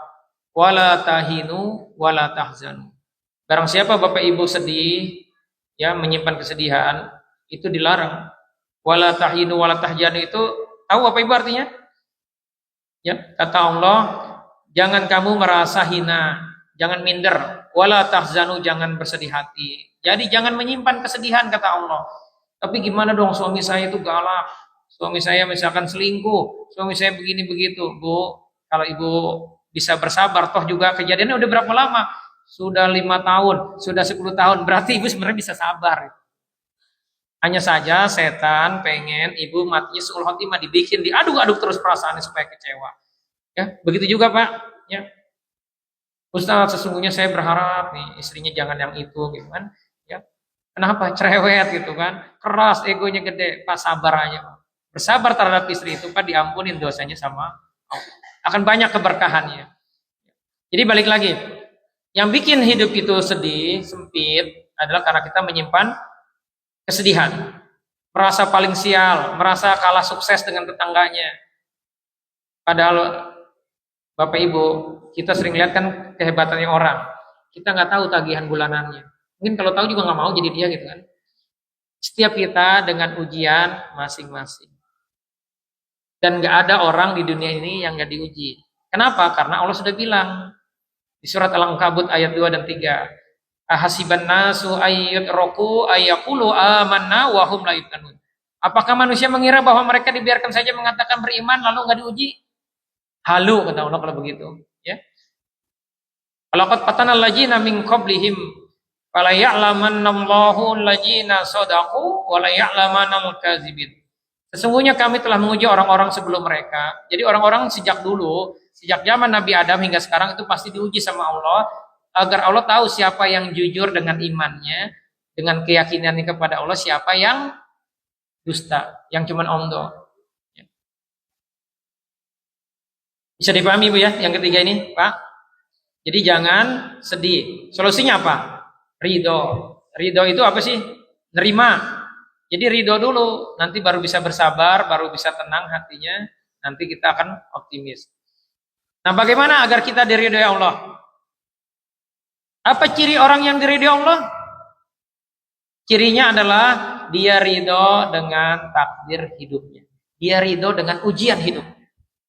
Maka kalau Bapak Ibu ridho, Allah akan ridho dengan kita. Jadi kalau kita ingin tahu Allah ridho sama kita, seringnya kita ngeluh. Seringnya kita nangis, ya. Kan banyak orang begini nih, terutama yang mohon maaf ya, yang orang tuanya meninggal waktu dia SMP, waktu dia kecil. Ketika cerita di usia dia sudah menjelang 50 tahun masih bisa menangis, itu tandanya dia belum ridho dengan kematian orang tuanya. Karena Allah tadi larang, wala tahinu wala tahzanu. Jangan merasa hina, jangan sedih. Nah, sering-sering Bapak Ibu baca doa ini. Ini kan bagian dari doa masyurat ya, doa masyhur di pagi petang. Ayo kita baca sama-sama. Bismillahirrahmanirrahim. Bacanya dihayati ya. Raditu billahi rabbah. Ya Allah, aku ridho Engkau sebagai Rabbku. Allah sebagai Rabb itu artinya Allah sebagai yang mengatur hidupku. Ya Allah, aku ridho dengan takdir hidupku maksudnya. Wabil islami dina. Dan aku ridho Islam sebagai agamaku. Maksudnya aku berserah diri ya Allah kepada Allah. Terus wabi Muhammadin Nabi ya Rasul. Dan aku ridho Nabi Muhammad sebagai Nabi dan Rasul. Dan aku akan selalu mengikuti yang mencontoh sebagaimana Rasulullah berbuat. Bisa dipahami Bapak Ibu ya. Ini sering-sering baca doa ini. Dan sebaiknya sebelum kita berdoa kita baca doa ini dulu. Raditu billahi robba wa bil islami dina wa bi Muhammadin. Itu yang ketiga. Yang keempat, kenapa dada ini menjadi sempit? Karena tidak menikmati hidupnya saat ini. Jadi sedih dengan masa lalunya, khawatir, cemas dengan masa yang akan datang, masa depannya. Masa yang sekarang aja dia nggak nikmatin. Gitu. Selalu melihatnya apa? Kurangnya melulu. Melihat bunga mawar. Bunga mawar itu bagi orang yang positif kan indah kan? Bagi orang negatif apa yang dilihatnya? Ada durinya. Jadi selalu yang dilihat apa? Negatifnya. Akhirnya nggak bersyukur, akhirnya nggak bahagia. Ini kan seringkali kita halu sama pasangan kita, kayaknya ngelihat pasangan orang indah aja gitu. Ya, pengennya ditukar aja pasangan kita. Ya, padahal ini apa? Halu. Andaikan suami saya bukan yang itu. Jadi gini, bahagianya itu pakai syarat. Saya baru bisa bahagia kalau penyakit saya sudah sembuh. Saya bahagia kalau suami saya sudah berubah. Saya bisa bahagia kalau istri saya sudah berubah gitu. Saya baru bisa bahagia kalau hutang saya sudah lunas. Ya, padahal hutang bikin sendiri gitu. Gaya-gaya begaya. Ya. Saya sudah bahagia kalau udah punya rumah. Ini kasihan yang seperti ini. Dia tidak akan bisa menikmati hidup. Padahal kalau memang belum punya rumah, kenapa? Toh sekarang masih bisa hidup, karena hidup itu dijamin sama Allah. Allah itu, Bu, Pak, nyuruh Bapak hidup di muka bumi ini, dijamin. Dijamin apa? Rezekinya. Agna wa akna di surat An-Najm itu, kaya atau cukup. Kitanya begaya. Rezekinya 10, gayanya 15. 5 lagi dari mana nih? Biar kelihatan keren. Kredit. Begaya, akhirnya pusing tiap bulan mikirin cicilan. Nah, orang kalau selalu membandingkan dirinya dengan orang lain, maka dia tidak akan menikmati saat kehidupannya maksudnya. Maka solusinya apa? Bersyukur dan menikmati. Bisa dipahami nih ya. Yang terakhir, yang kelima, kita akan sempit hati kita kalau kita menyimpan dendam. Akan terus keruh hidup kita kalau kita menyimpan dendam. Ini kan kalau saya lihat nih, waktu kecilnya pecinta film India. Ya Bu Yat nih ya. Film India dari dulu, ya, jujur aja saya juga suka nonton dulu. Ya, itu pasti temanya adalah balas dendam. Waktu kecil orang tuanya dibunuh, tiba-tiba sudah besar, udah 25 tahun, dendam sama yang bunuh orang tuanya. Jadi menyimpan dendamnya bertahun-tahun, padahal ini subhat pemikiran, ini nggak boleh, terlarang. Kita diminta apa? Ridho, maafkan dan lupakan. Waliyafu waliyasfahu. Ya, karena tadi ciri orang mau masuk surga harus tidak menyimpan dendam, mau maafin orang lain, dan kita kata Allah harus maafkan dan lapang dada. Ini tadi kisah Abu Bakar ya. Bagaimana sih supaya kita tetap semangat dan bahagia? Caranya adalah kalau kita nggak mau bersedih dengan masa lalu, tidak khawatir dengan masa yang akan datang, kata Allah solusinya aladzina amanu wa kanu yattaqun. Kita yakin sama Allah, yakinnya jangan 90% tapi 100%. Yang kedua, kita bertakwa. Bertakwa itu apa sih? Jalanin perintah Allah. Maka hidup kita akan bahagia sesuai janji Allah ini. Man amila sholihan min zakarin aw unsa wa huwa mu'minun fala nuhyiyanahu hayatan thayyibah. Hidupnya akan berkah, hatinya akan lapang, bahagia kalau dia melakukan amal soleh. Dia bertakwa. Jadi Bapak Ibu jangan pernah lagi ya kita khawatir dengan masa depan, jangan pernah lagi kita sedih dengan masa lalu kita, dan nikmati hidup saat ini. Maka insya Allah hati kita akan lapang. Bapak Ibu bisa paham ini? Bisa paham? Nah, saya mau minta bukti nih. Nah, Bu Rina datang, Bu Rina. Hah? Ada. Nah, saya meminta testimoni Bu Rina. Jadi Bu Rina ini dan suaminya hijrah dari Bogor ke Tangerang. Gara-gara ujiannya luar biasa. Kena sihir. Coba panitia kasih mic nih. Supaya Bapak Ibu bisa meresapi ya. Bisa memahami bahwa sesungguhnya Allah itu kasih solusi, dan solusi ada di mana? Ada di Al-Qur'an. Ini nih dia orangnya. Ayo Sob.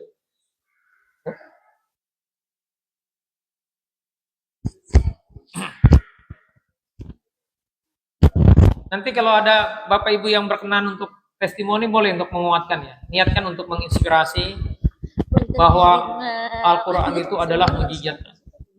Ya, silakan.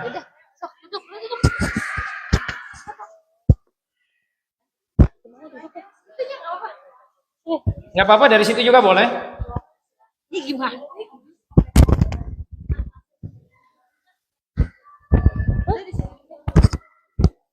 Astagfirullah.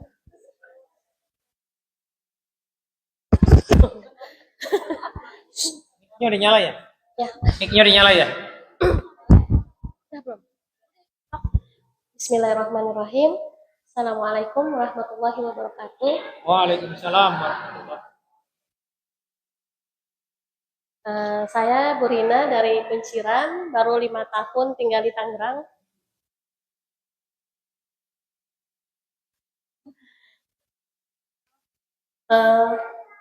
Seperti yang tadi disampaikan Ustadz,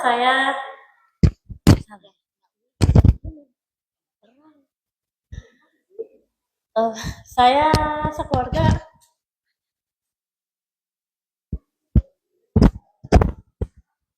Dulu di mana tinggalnya?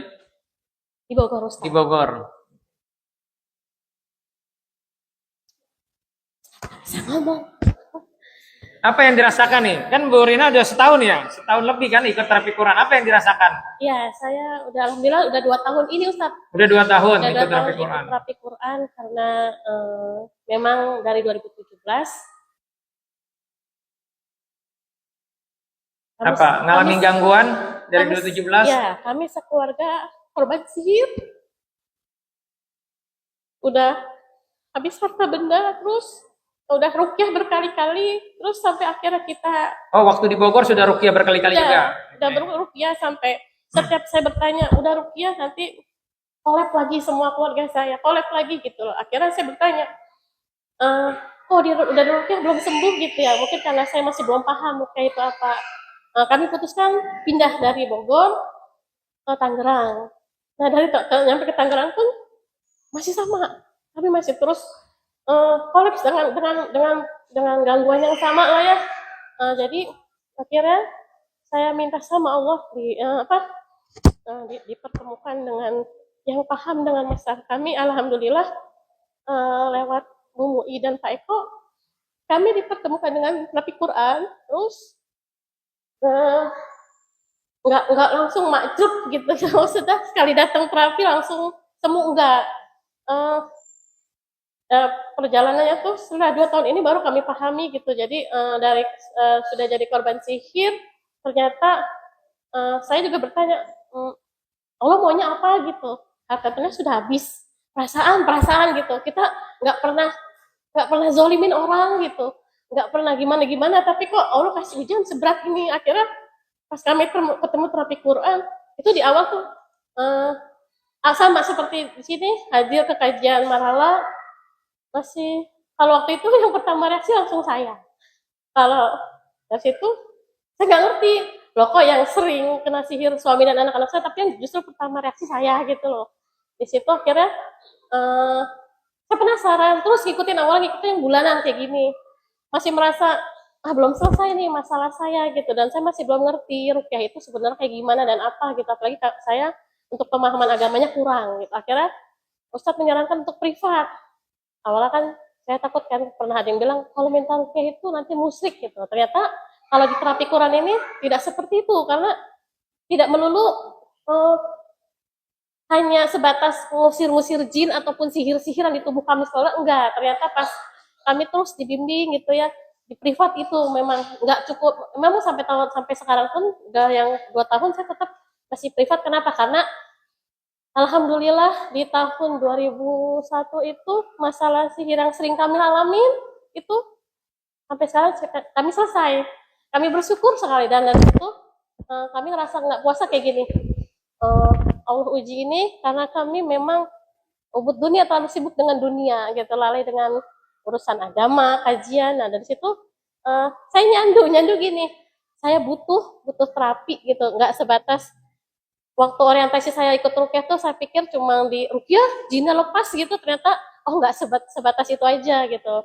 Jadi di sini sampai tahun kedua saya baru paham perbedaan rukyah dengan teki. Rukyah itu bagian dari teki, terapi Quran, dan kalau terapi Quran itu udah paket komplitnya yang belum tentu ada di rukyah itu sendiri. Jadi yang benar-benar dibina sama Ustadz itu diri kitanya. Dan kenapa kok sampai sekarang masih kadang ada sakit, gangguan di situ sama Ustadz kita dibimbing. Kenapa? Untuk menyikapi hidup. Visi misi hidupnya kita tuh apa gitu loh. Bu Rina, ya, Ustadz? Dulu waktu sebelum kenal Teki, apa subat pemikirannya? Dendam gitu, ada dendam sama yang nyihir atau sedih atau apa? Subat-subat pemikirannya itu apa? dendam sih udah pasti Ustaz ya. Kata saya gini, eh, ya kan saya juga berasal dari keluarga klinik ya, namanya Jawa kan gitu, klinik itu saya bilang gini, kalau kalau kalau saya belajar santet boleh saya lakukan sakit, tapi sayangnya saya takut sama Allah, jadi akhirnya saya dendam, sedih, kecewa, tapi Qadarullah kalau di privat dengan Ustadz itu semua itu harus benar-benar harus dirilis, nggak boleh ada gitu di dalam diri kita. Jadi yang saya rasakan baru sadar, oh iya ya, mau kita ratusan juta, saya sudah hilang dari rumah, itu nggak ngejamin kita sembuh, mau sehebat apapun gitu. Kita mikir logika dunia, tapi ternyata yang kita buta itu benar-benar saya ngalamin tuh mukjizat Al-Qur'annya sendiri gitu loh. Karena kita nggak ngerti Al-Quran apa, cuma sebatas tahu Al-Quran itu sebatas dibaca, Ustaz. Jadi kita nggak tahu kalau kita dendamnya kita, sedihnya kita, luka batinnya kita itu ternyata jadi sampah di diri kita sendiri. Alhamdulillah sampai sekarang kenapa masih bertahan? Kalau orang, karena saya masih saya bertanya sama Ustadz, hidup itu aman tidak? Kata Ustadz tidak. Berarti kalau saya sudah keluar dari satu sihir ini, sudah pasti Allah siapkan ujian selanjutnya. Iya. Berarti kalau kayak gitu kan saya nggak boleh nyemplung ke lubang yang sama seperti yang dulu. Jadi niat saya ke sini, kenapa masih tetap mau hadir? Bahkan kalau masalahnya berat, tetap dengan pesan Ustadz, misalnya memperbaiki amalan-amalan hariannya, tetap baca taqi mandiri. Terus tiba-tiba ada reaksi gangguan yang saya nggak bisa handle sama suami. Misalnya udah seminggu, 2 minggu, nggak teratasi nih. Nah itu saya langsung, saya minta privat, bukan karena saya nyandu pengen dibersihin, saya tanya bukan, tapi kami butuh bimbingan analisa tentang ujian-ujian kami yang kami tidak paham gitu loh. Sesimpel pertama saya datang ke terapi Quran, teriak itu waktu Ustadz bilang gini, ayo ibu-ibu yang punya niatnya ke anak-anak diperbaiki, niatnya apa ke anak-anak, itu saya langsung teriak, udah kayak kuntilanak, saya ketawa-ketawa, ternyata niat saya tuh pengen anak-anak hafal Quran kayak anak orang lain. Anak ini hebat gitu loh, pengen, ternyata sama Allah justru nggak dikasih. Nah di situ benar-benar kenapa dibilang privat, kan nggak mungkin ya Bu kalau di sini dibahas gitu kan, itu bagian dari aib kan. Jadi di situ kenapa kalau misalnya ibu-ibu yang dari sini, bapak-bapak sudah ngalamin kajian terus mengalami suatu keluhan atau masalah yang merasa belum tuntas, itu saya sarankan mereka privat agar hal-hal yang kita tidak pahami itu benar-benar dibimbing dan digali sama Ustadz gitu. Insya Allah amanah. Nih 2 tahun ini apa yang dirasakan? Yang dirasakan saya tuh dulu saya tuh frontal, temperamen, amarah, diem tapi pendendam. Terus alhamdulillah sekarang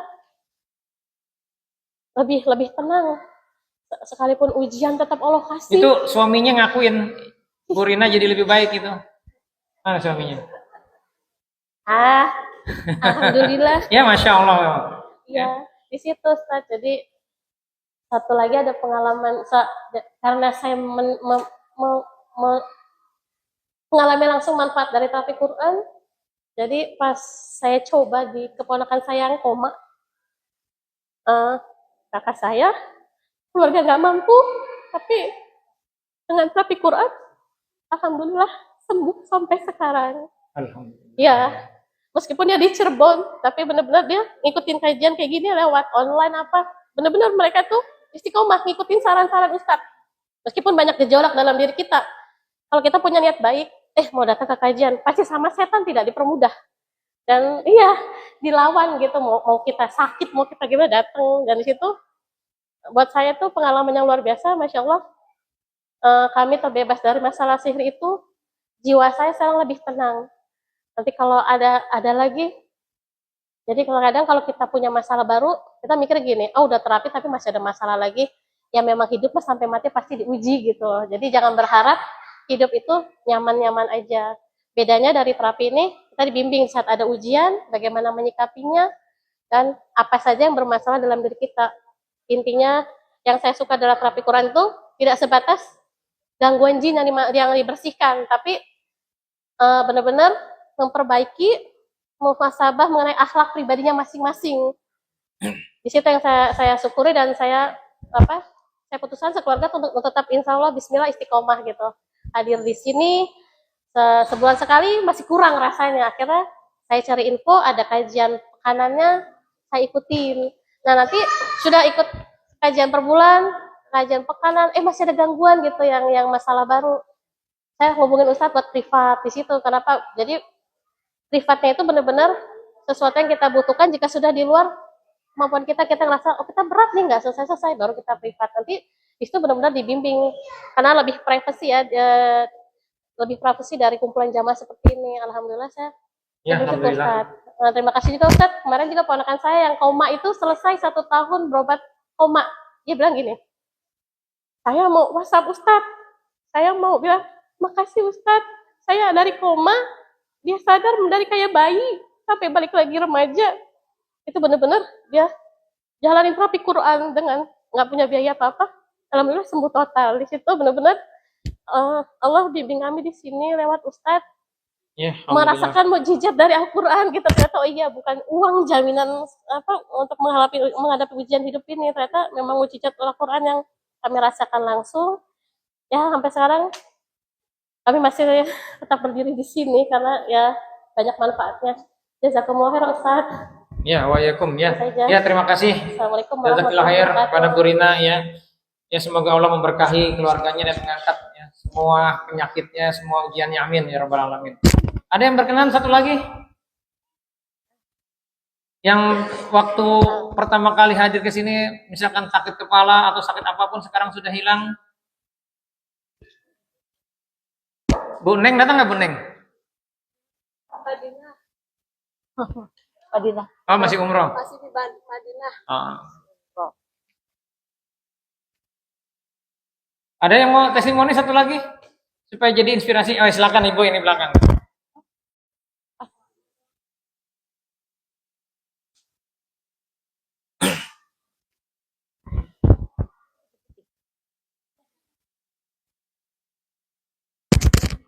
Assalamualaikum warahmatullahi wabarakatuh. Waalaikumsalam warahmatullahi wabarakatuh. Nama saya Mamai dari Cipondo. Oh, Bu Saya Mamai. bersyukur banget nih Pak Ustadz. Walaupun bolong-bolong ikut kajiannya.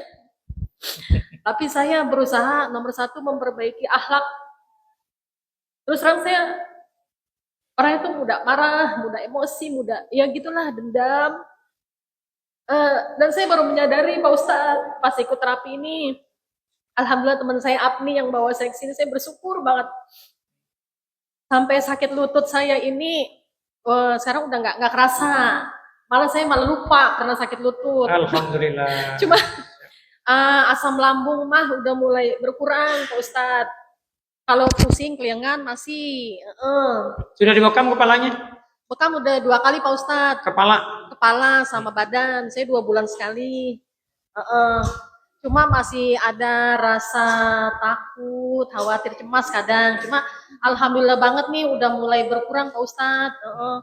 Ya terus terang sih masih bolong-bolong kesininya, ada aja halangannya, ntar tiba-tiba pusing, keliangan, apa. Makanya ini juga lagi merinding-merinding nih Pak Ustadz. Udah bawa ini, udah kaos kaki, udah bawa pakai baju banyak, tapi masih merinding gitu.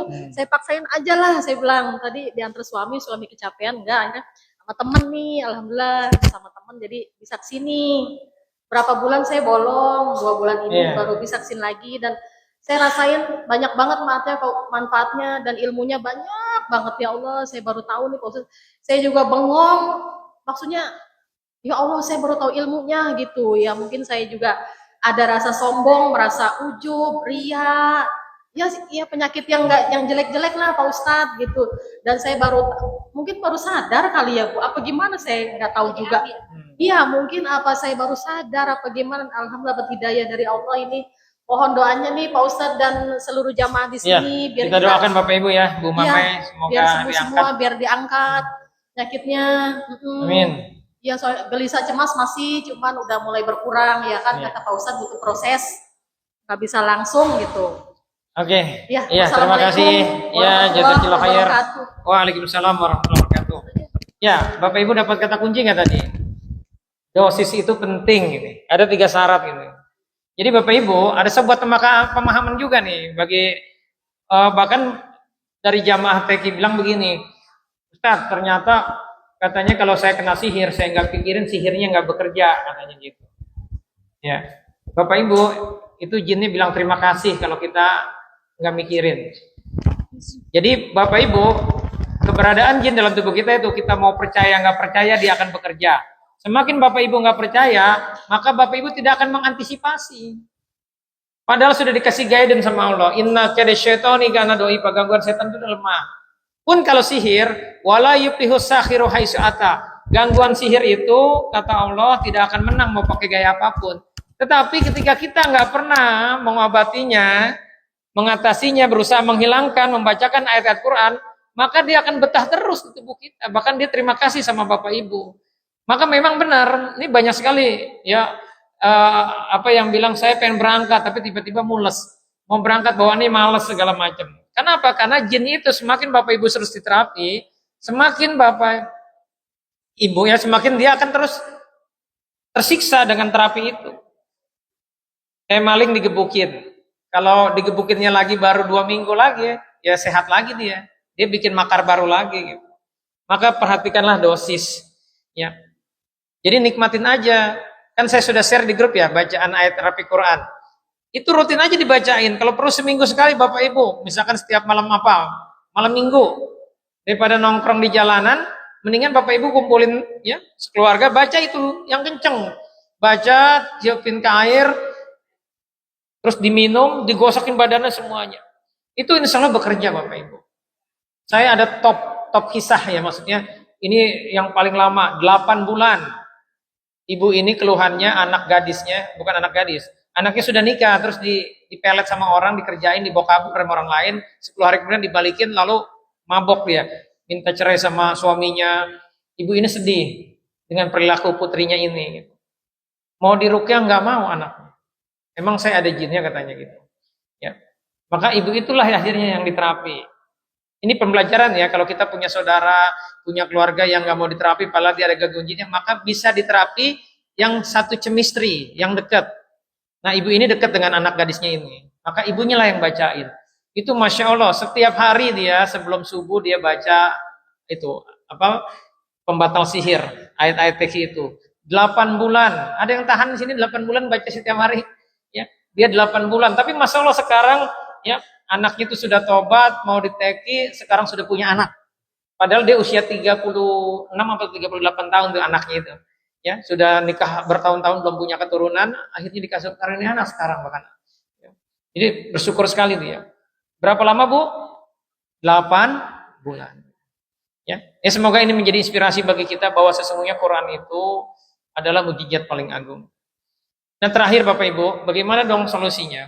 Allah ketika menciptakan kehidupan para nabi itu isinya ujian terus. Ya, di surat Al-Anbiya itu selalu pasti ada doanya para nabi. Artinya, Bapak Ibu, doa juga adalah solusi dan Allah jelaskan dalam Al-Qur'an. Maka Bapak Ibu, mudahkan urusan kita dengan berdoa. Hal yang perlu dipahami dari berdoa adalah bahwa doa itu perintah Allah. Semua perintah itu, ya, ud'uni astajib lakum, mintalah kepadaku, pasti akan kukabulkan, ya. Maka ketika kita melakukannya terkait apakah terkabul enggak terkabul, itu pasti berpahala. Doa merupakan sarana untuk berkomunikasi dengan Allah. Jadi kalau kita sering curhat sama Allah, maka kita akan dekat sama Allah. Jadi kalau kita mohon maaf ya masih malas ibadah, tapi bawaannya pengennya berdoa terus, kolokan sama Allah, sering berdoa, maka kita akan dekat sama Allah. Mulailah dari itu Bapak Ibu ya. Terus doa merupakan pengingat bahwa manusia lemah dan membutuhkan pertolongan Allah. Doa merupakan wujud penghambaan kita kepada Allah. Orang yang malas berdoa maka disebut sombong. Dipastikan kita berdoa. Jadi doa adalah permohonan seorang hamba kepada Allah untuk mendapatkan pertolongan dan kemudahan hidup. Doa juga merupakan cara untuk memperkuat iman, membersihkan hati dan mendekatkan diri kepada Allah. Jadi Bapak Ibu sederhananya begini, Bapak Ibu mau berangkat nih. Hari ini ada berapa urusan? Biasakan setiap habis subuh ya kita berdoa. Kita punya 3 urusan. Minta ketiganya ya Allah berikan saya pahala dari 3 urusan ini, permudah urusan saya, ya lapangkan dada saya, beri saya pahala dari kegiatan ini. Selalu berdoa. Termasuk ketika Bapak Ibu bingung, kan kata Rasulullah, sendal hilang aja suruh berdoa, butuh garam aja suruh berdoa, minta sama Allah. Itu sepele enggak? Sepele. Tetapi orang yang sering berdoa untuk hal-hal yang menurut kita sepele, itu akan disayangi sama Allah. Termasuk ketika kita mau jalan nih, bingung, mau kiri mau kanan nih. Doa aja dulu, berhenti doa, nanti ada rasa tuh, oh ke kanan. Begitu sampai kanan macet, jangan sedih, jangan kecewa. Insya Allah berkah.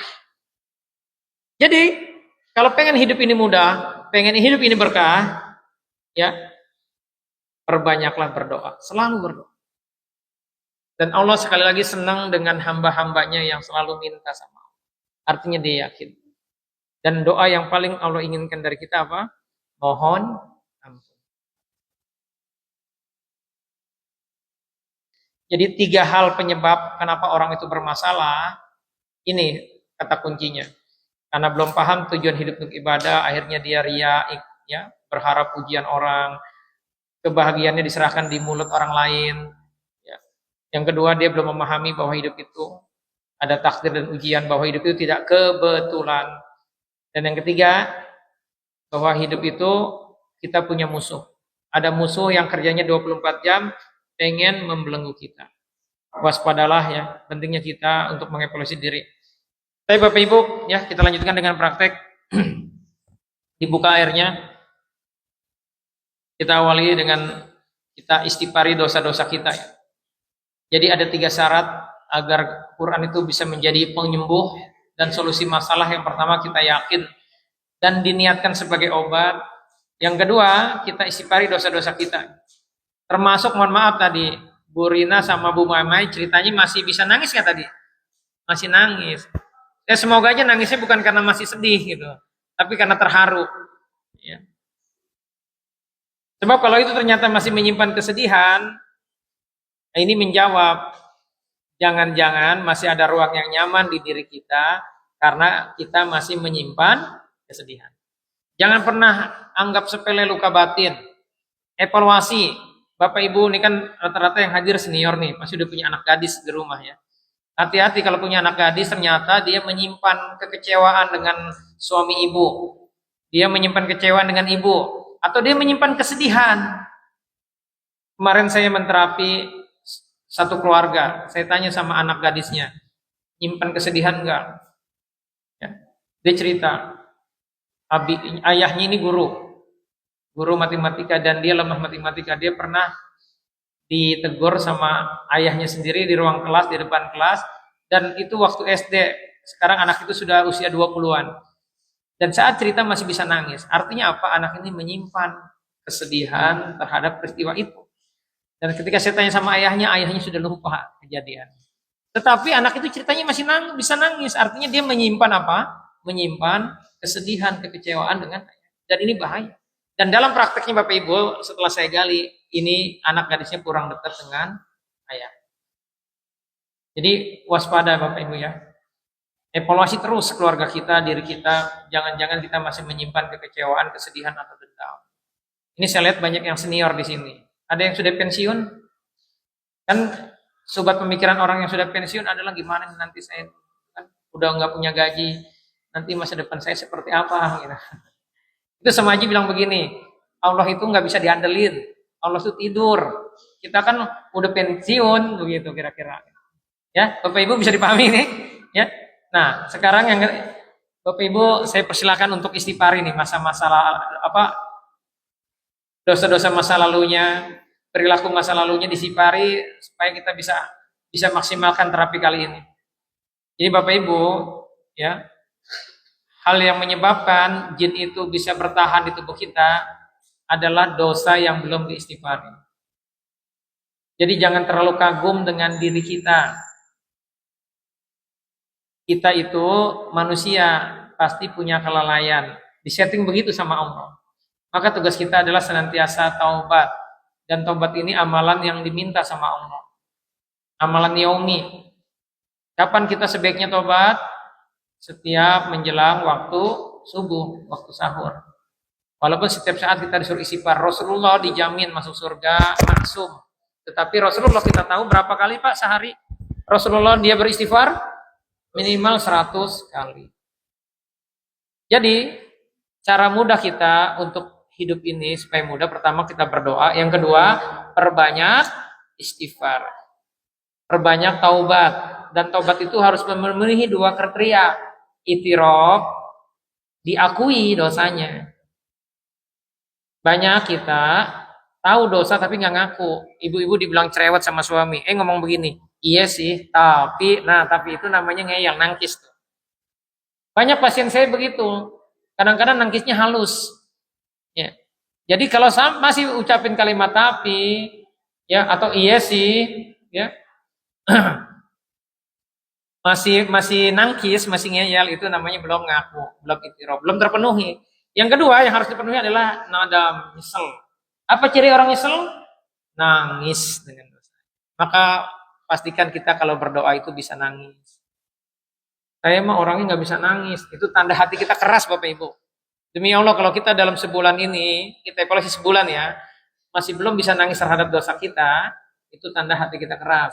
Kata Rasulullah, ya, kalau hati kita keras yang bisa melembutkan hanya api neraka. Maka jadikan itu peringatan buat kita takut. Maka kata Rasulullah, gimana dong supaya bisa nangis? Pura-pura aja nangis dulu. Nanti juga kita akan jadi nangis. Jadi usahakan takut sama Allah. Baik, ya kita istighfari dosa-dosa kita. Ya, auzubillah, ikutin ya.